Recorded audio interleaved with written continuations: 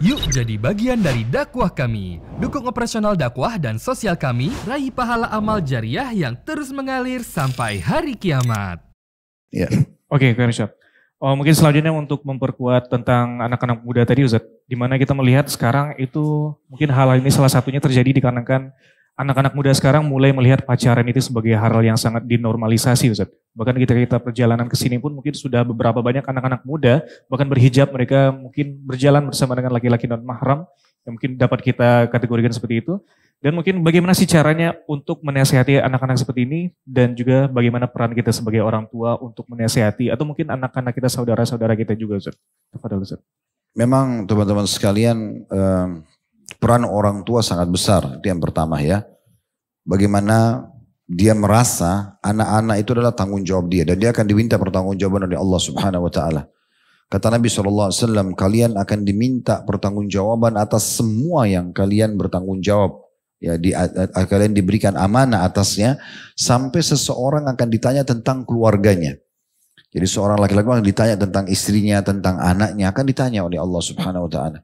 Maka kita harus hati-hati teman-teman sekalian ya. Fenomena membiarkan generasi muda muslim terjerumus dalam kemaksiatan, melihat yang haram, mendengar yang haram, pacaran bebas, orang tuanya tahu gitu kan.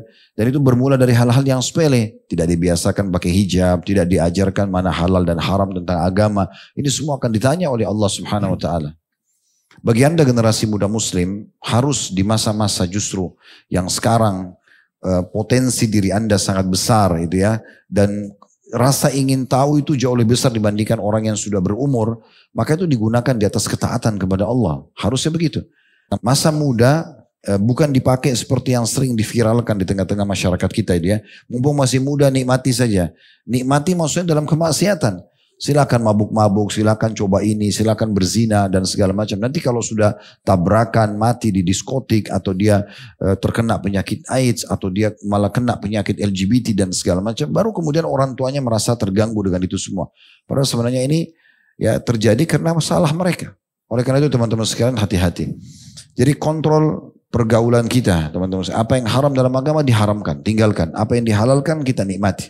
Saran kami kepada anak-anak muda, lebih banyak majelis ilmu, lebih banyak menekuni ilmu agama ini, dan juga kalau Allah masih mudahkan atau sudah mudahkan mereka menikah.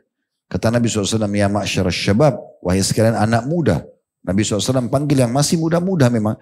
Dan umumnya orang masih muda belum punya income yang banyak, belum punya pengalaman. Memang itu yang masih muda. Syabab dalam bahasa Arab itu adalah anak-anak yang baru balik sampai ya umur-umur kurang dari 40 tahun atau mungkin kurang dari itu.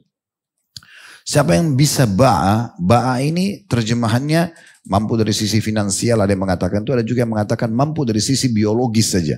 Yang penting dia sudah siap laki-lakinya dan perempuannya untuk melakukan interaksi biologis. Yang satu menumpahkan sperma akhirnya jadi status ayah kalau istrinya hamil, yang satu siap menerima sperma tersebut sehingga menjadi ibu nantinya. Maka ini sudah cukup, ini disilakan dengan ba'a. Maka fal yatazawwaj, menikah saja. Kalau ada di antara kita tidak bisa mengontrol syahwatnya, maka ikuti lanjutan hadisnya. Dan siapa yang belum bisa, maka dia berpuasa karena itu akan menjadi tameng bagi dia. Jadi kita lahirlah teman-teman, muncullah menjadi generasi muslim yang justru sibuk dengan amal-amal saleh. Sibuk menggunakan ketaatan, masa muda kita dengan ketaatan. Ya. Kalau tidak, maka akan kepada kemaksiatan, tidak ada pilihan lain. Dan kata Nabi SAW, Inna Allah yu'jibu min syabin laisa lahu sabwah. Allah sangat kagum dengan anak muda yang justru tidak mengikuti hawa nafsunya. Tidak mengikuti hawa nafsunya. Coba buka lembaran-lembaran serial sahabat Abdullah bin Umar, Abdullah bin Abbas, Abdullah bin Amr bin As. Ini mereka-mereka ini teman-teman sekalian contoh yang paling baik untuk anak-anak muda. Karena pada saat Nabi SAW meninggal umur mereka masih sangat kecil, masih muda. Umurnya masih 17 tahun. Kayak Anas bin Malik itu waktu Nabi SAW meninggal umurnya antara 18-19 tahun. Begitu juga dengan Abdullah bin Umar, Abdullah bin Abbas. Tapi bagaimana mereka terbentuk menjadi generasi muda justru yang baik di dalam ketaatan kepada Allah Subhanahu Wa Taala. Ini yang jadikan tolok ukur. Jangan selalu sibuk mencari idola-idola yang tidak jelas dari orang-orang non Muslim. Ya.